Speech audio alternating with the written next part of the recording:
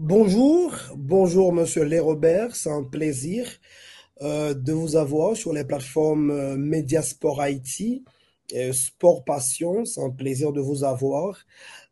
C'est une interview planifiée dans l'objectif de recueillir vos impressions de ces séries de prix qui sont donnés directement par l'institution que vous dirigez. Encore une fois, bonjour, bienvenue.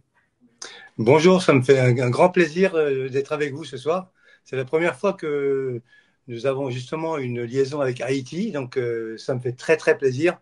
Et c'est vrai que ça montre l'université du football mondial et nous voulons être justement présents partout dans le monde. Donc c'est pour moi un honneur d'être avec vous ce soir.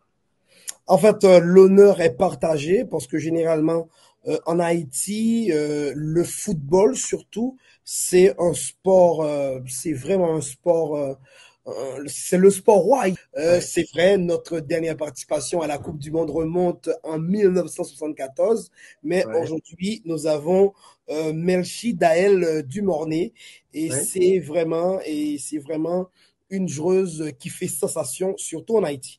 Maintenant, rentrons directement dans l'interview. Pouvez-vous nous rappeler la mission principale de votre institution et son rôle à travers le monde? Oui, bien sûr. Donc notre fédération a été créée en 1984 en Allemagne par le docteur Peugeot, donc qui était un Allemand de l'Est qui était réfugié en Allemagne de l'Ouest et qui a créé cette fédération, qui a créé les statuts de cette fédération en corrélation avec la FIFA. Et donc nous avons notre mission principale au départ était la détermination de tous les records, les séries du football mondial dans tous les pays au niveau international et national, donc les matchs, les statistiques. Et donc nous avons beaucoup basé de travail là-dessus. La fédération donc est composée de membres qui sont tous des passionnés de football, des statisticiens, des gens qui connaissent le football de leur pays sur le bout des doigts et même sur le football de leur continent aussi. Et donc c'est vrai que nous avons au départ vraiment créé cette fédération pour déterminer l'histoire du football à travers le monde depuis ses débuts. Donc on a des statistiques de 1920, de 1910, avec les matchs de championnat, avec quels joueurs ont joué. On l'a pas dans tous les pays pour l'instant, mais on l'a dans beaucoup de pays. Donc OK. ça, c'est vrai, ça c'est la première chose. Ensuite, nous avons aussi créé, en 1987, des trophées mondiaux qui n'existaient pas à l'époque. Et nous étions les premiers à faire le meilleur gardien du monde en 1987, le meilleur arbitre du monde en 1987. Nous avons OK. créé le meilleur joueur du monde en 1988, OK. qui n'avait pas encore été pris par la FIFA. Et donc en 1991, c'est M. Blatter qui est venu personnellement de la FIFA pour nous demander de reprendre à son compte le meilleur joueur du monde. Donc vous voyez, OK. on a vraiment été pour beaucoup des précurseurs dans beaucoup de domaines au niveau du football. Nous avons créé plein de choses entre-temps, les meilleures gardiennes de but du monde en football féminin, les meilleurs meneurs de jeu du monde, les meilleures meneuses de jeu du monde. Nous avons créé beaucoup de disons, de récompenses qui n'existaient pas avant. Donc, c'est vrai qu'aujourd'hui, nous avons une reconnaissance à travers le monde parce que nous sommes que des passionnés. Nous sommes OK. une fédération qui n'a pas de but lucratif. Il n'y a pas d'argent en jeu. Les gens font ça vraiment pour leur passion et c'est ça qui nous rend aussi forts et aussi autonomes parce que nous sommes totalement autonomes. OK. OK. Deuxième, que cette institution a d'autres missions ou activités au-delà de ces récompenses? Oui, bien sûr. Ben, justement, nous faisons ben, tous les mois, nous avons par exemple des classements, le Club World Ranking, c'est-à-dire les meilleurs clubs du monde, les OK. 400 meilleurs clubs du monde qui sont classés chaque mois. Euh, pour le football masculin, pour le football féminin, on est en train de le faire aussi.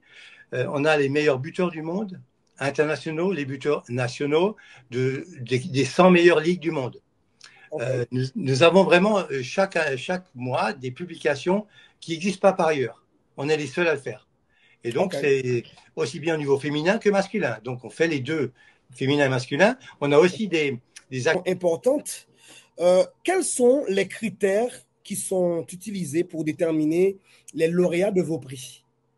Alors, les critères par rapport aux lauréats, il y a plusieurs types. Donc, on a déjà les votes. Ça, c'est par rapport le meilleur joueur du monde, le meilleur meneur de jeu du monde, le meilleur arbitre du monde. Ça, c'est les votes de tous nos membres. Nous avons cette année 75 pays de tous les continents du football qui ont voté. Et donc, c'est vrai que là, nous avons un vote qui est vraiment impartial. Nous avons une tendance, vous verrez les résultats. Cette année, les vainqueurs ont toujours une belle avance. Ça montre bien qu'il y a à l'unanimité, ça a été bien voté. C'est aujourd'hui les critères pour désigner la liste des 30 meilleurs ou des 10 meilleurs. Là, c'est le comité exécutif qui s'en occupe. OK. On s'occupe par rapport donc à toute l'année. Donc ça, c'est Ce que nous pouvons appeler grande liste. Oui, tout à fait, la grande liste, tout à fait. Et donc, avec cette grande liste, nous envoyons cette liste à tous les membres de la fédération qui ensuite votent en connaissance les premiers, deuxièmes et troisièmes de chaque catégorie. Voilà comment nous faisons. Ensuite, nous avons aussi les autres lauréats qui vont arriver à partir du 1er janvier. Et ça, ce sera des catégories qui ne seront pas par vote, mais ça, ce sera par des fêtes. C'est-à-dire, on aura le meilleur buteur du 1er janvier au 31 décembre, international, national et global, chez les femmes, chez les hommes. On aura le meilleur club du monde, féminin, masculin, en fonction des critères de points. Donc ça, c'est vraiment du factuel. Donc nous avons vraiment des classements qui sont faits soit par des fêtes, soit par des votes. Voilà, les deux catégories. OK. Maintenant, autre question. Comment votre institution met-elle en avant les performances des régions et des ligues moins médiatisées, comme par exemple les Caraïbes ou l'Afrique? Oui. Alors nous essayons de plus en plus déjà, tous les pays sont inclus dans nos activités. C'est-à-dire que s'il y a un record qui se fait en Haïti, eh ben, il sera signalé comme s'il était en Suède ou en France ou aux Pays-Bas ou en Angleterre. Donc, vous voyez, on a tous les records qui sont analysés. On a également, chaque fois qu'il y a un fait important qui est signalé pour différents pays, nous le publions en même temps parce que c'est aussi important à Haïti qu'en Angleterre. Il est bien évident que les ligues d'Angleterre et de Haïti n'ont pas le même niveau, ce qui est logique. Donc, on essaye aussi par rapport au classement mondial des clubs de faire par niveau. On a le niveau 1, niveau 2, niveau 3, niveau 4. Donc, on essaye, vous voyez, de classer les ligues en fonction des niveaux, mais toutes les ligues sont représentées dans notre fédération. Toutes. Généralement, on sait que le football féminin n'a pas le même aura que le football masculin, c'est clair. Et quel est l'impact de votre institution sur le football féminin et comment ces performances sont-elles valorisées? Alors, nous avons, depuis 2012, j'ai été un peu le précurseur. C'est vrai, en 2012, nous avons fait les mêmes catégories chez les femmes que chez les hommes. C'est-à-dire que nous avions vraiment, il n'y avait rien qui a été fait. Nous avons démarré en 2012. Et je peux vous dire, c'est pas pour nous vanter, mais nous avons été les précurseurs pour donner une dynamique. Ensuite, c'est les confédérations qui nous ont suivis, la FIFA nous a suivis, mais nous étions les premiers à faire le meilleur meneur de jeu du monde, meilleur gardien de but du monde, meilleur entraîneur du monde et meilleur club du monde en féminin. Nous avons fait des galas à Grand Montana en Suisse, nous avons fait à Barcelone, nous avons fait des galas pour monter en flèche le football féminin. Nous avons vraiment contribué. J'ai de très très bons contacts avec les clubs parce qu'ils savent très bien le rôle que nous avons joué avec Lyon, avec Wolfsburg, j'étais au Maroc, on était à Barcelone, on était dans beaucoup de pays où vraiment le football féminin a pris une ampleur fantastique. Au Mexique, par exemple, le Mexique, depuis 2 ans, ils ont les meilleures buteuses du monde. Le Mexique, 55 000 spectateurs pour un match féminin au Mexique. Donc, on est vraiment super contents. Et bien sûr, je vous parlais tout à l'heure de Messi Dumordet. Pour nous, nous allons en parler.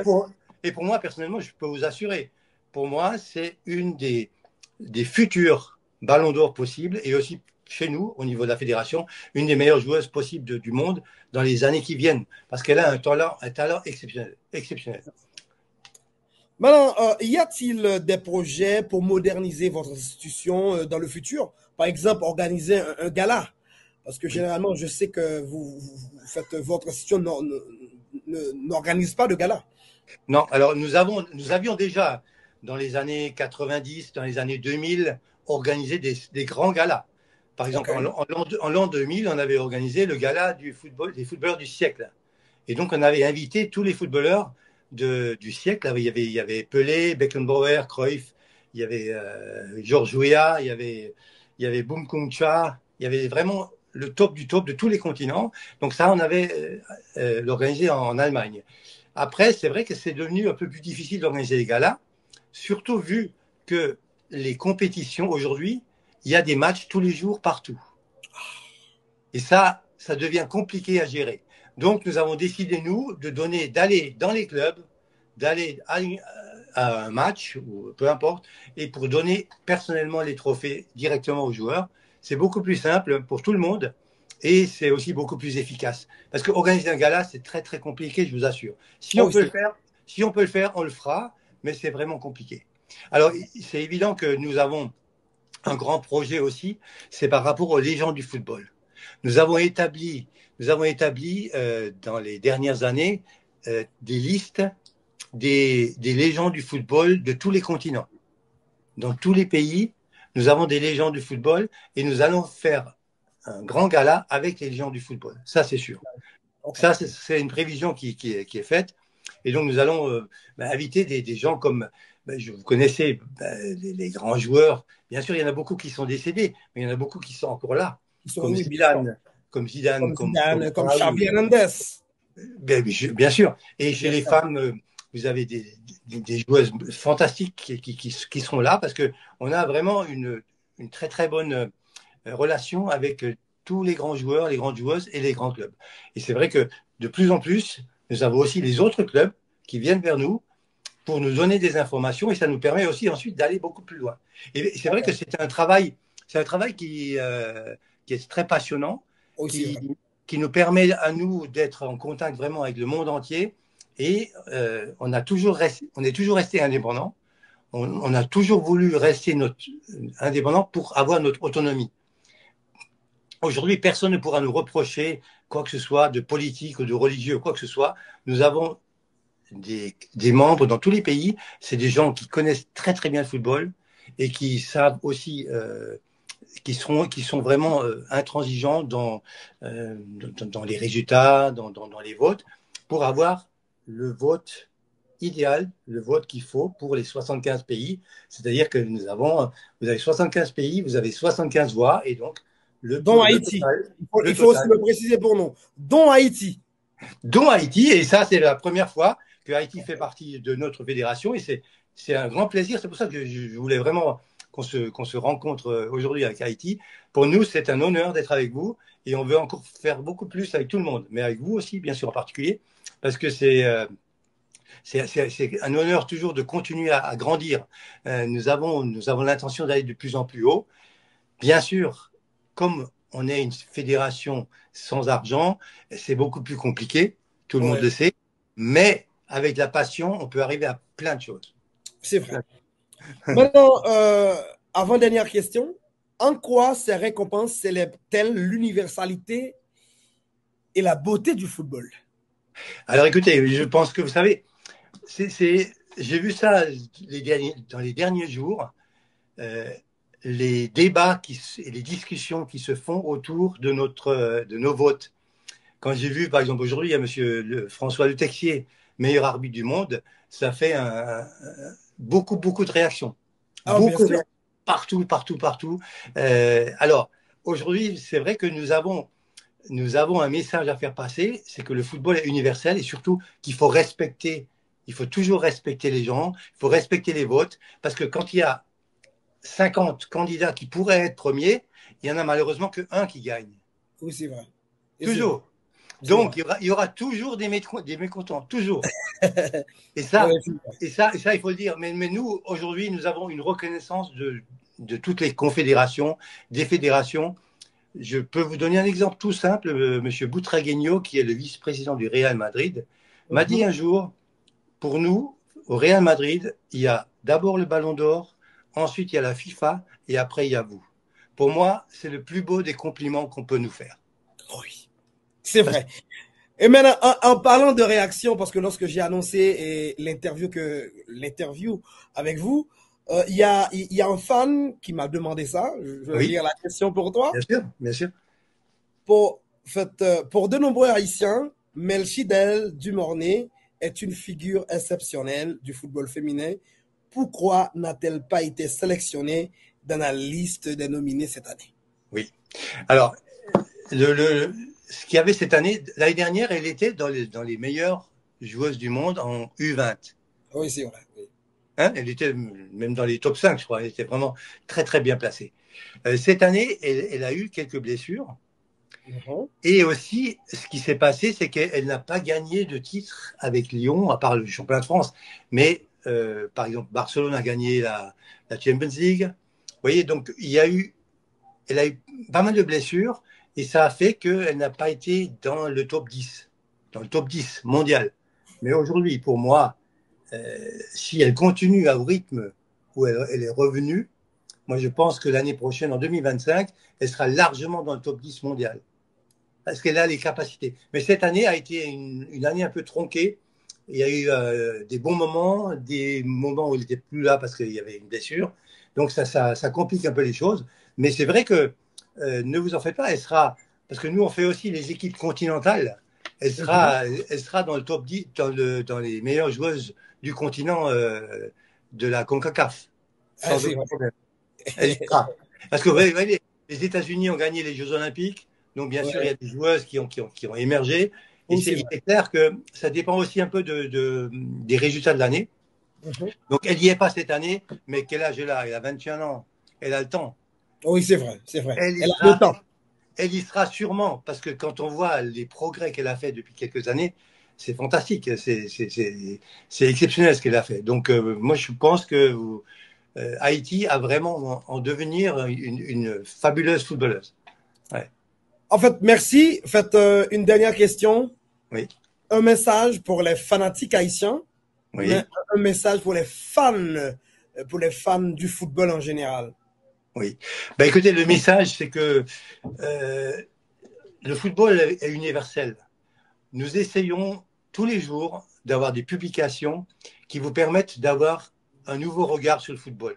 Vous pouvez aller aujourd'hui nous avons des publications sur les records de 2024, sur les coachs, sur les joueurs, sur les équipes.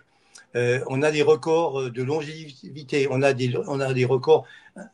Tous les jours, on a des statistiques, donc à part bien sûr les awards qui Ouais. sont donc chaque année, mais nous avons vraiment des stats tous les jours. Donc allez sur notre site iffhs.com et vous retrouverez tous les jours des informations qui vous permettent d'aller plus loin au niveau du football, de la connaissance du football. Mais sachez qu'on n'est pas seul.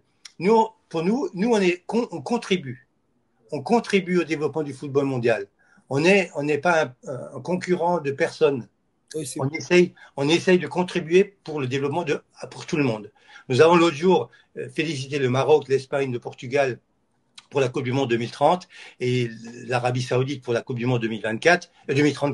Mais nous avons adressé aux fédérations notre meilleur vœu et aussi en disant voilà, nous sommes là pour vous aider en termes de statistiques. Si vous avez besoin de quoi que ce soit, nous sommes là pour que l'événement soit encore plus grand et montre à tout le monde ce qu'est vraiment le football. Le football aujourd'hui est devenu un phénomène extraordinaire au niveau oui, c'est vrai. mondial. Et bien sûr, il y a aussi beaucoup de choses qui sont négatives, c'est vrai, mais, mais on essaye, nous, toujours de positiver et d'avoir un contenu de fond qui permet à tout le monde d'évoluer et à tout le monde d'avoir des connaissances plus importantes. Voilà ce que je veux vous dire par rapport à notre fédération et je suis vraiment très, très heureux d'avoir été avec vous ce soir. Merci beaucoup. En fait, merci beaucoup de votre disponibilité. Je Et vous en je prie. pense que effectivement, c'est notre première interview. J'espère aussi que ce ne sera pas la dernière interview. Ah Merci ben, beaucoup. Bonne j'espère continuation. aussi. Merci beaucoup. Hein. Bonne soirée à tout D'accord, le monde. merci. D'accord, Au revoir. merci. Au revoir. C'était avec nous le président de l'IFFHS, Monsieur Les Robert.